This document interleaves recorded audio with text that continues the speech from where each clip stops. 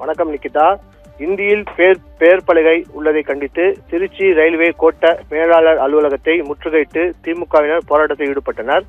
Trichy railway நுழைவு வாயில் கல்வெட்டில் இருந்த இந்தி எழுத்தை கருப்பு மை கொண்டு அகற்றினார்கள். திருச்சி ரயில்வே கோட்ட மேலாளர் அலுவலகம் திருச்சி ஜங்ஷன் ரயில் நிலையம் அருகே அமைந்துள்ளது. அந்த அலுவலக நுழைவு வளைவு புதிதாக கட்டப்பட்டுள்ளது. இதில் அலுவலக வாயிலில் இந்தி வார்த்தையை, அதாவது கர்த்தவய தவார் என தமிழ் எழுத்துக்களை கொண்டும் என்ற ஆங்கில எழுத்துக்களை கொண்டும் எழுதியுள்ளனர்.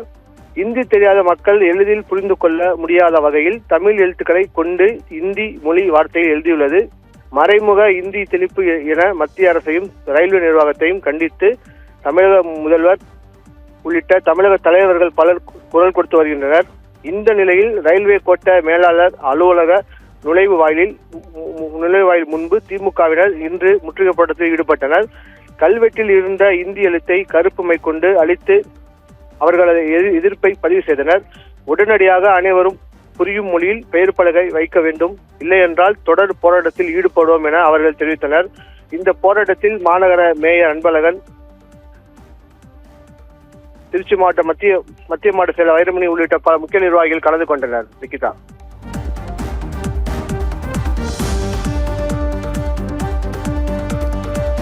விவரங்களுக்கு நன்றி அப்துல் கரீம்.